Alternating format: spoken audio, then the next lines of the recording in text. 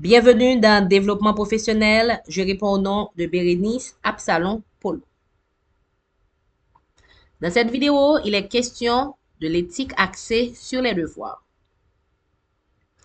L'éthique des devoirs est associée à Immanuel Kant. Pour lui, les conséquences ne justifient en aucun cas les actions. Ce sont, de préférence, les obligations qui justifient les actions. Donc, selon l'éthique des devoirs, les actions sont évaluées en conformité aux devoirs. Quand on parle de devoir, on parle d'obligation morale. C'est ce qu'il faut faire. Pour l'éthique des devoirs, il est essentiel de toujours prendre la bonne décision. Ce n'est pas une décision pour plaire, c'est une décision pour respecter à son devoir.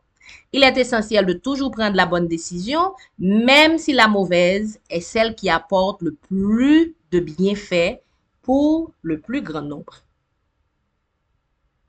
Ce qui demande de respecter des règles. L'auteur parle de règles hypothétiques et de règles catégoriques. Règles hypothétiques, ce sont des règles valables dans certaines circonstances, des règles associées à certains objectifs. Si tu veux avoir ceci, il faut faire cela. Donc, ce sont des règles associées à des conditions. Les règles catégoriques, par contre, sont valables dans toutes les circonstances. Ce sont donc des règles universelles. Exemple, dire la vérité. On ne va pas dire la vérité pour plaire, on va dire la vérité parce que c'est ce qu'il faut faire, parce que c'est une obligation morale.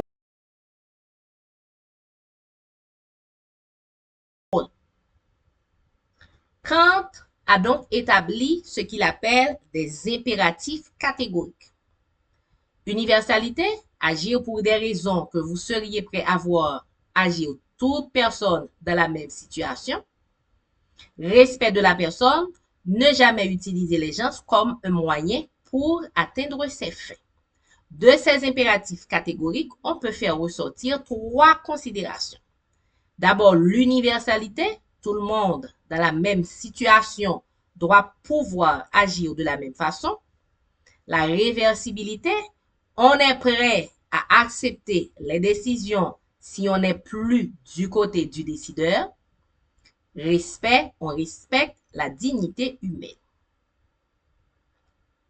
Pour pratiquer l'éthique des devoirs, il y a plusieurs choses à faire. Il faut identifier les personnes dont les besoins et le bien-être sont menacés pour s'assurer de corriger. Il faut identifier l'utilisation de manipulation de force ou de tromperie pour les éliminer, car on doit respecter la dignité humaine, donc on ne doit pas utiliser la manipulation ni la tromperie.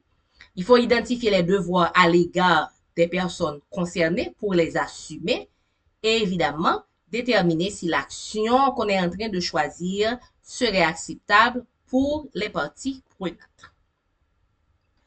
On comprend donc que l'éthique des devoirs ou encore la déontologie justifie les actions par les devoirs.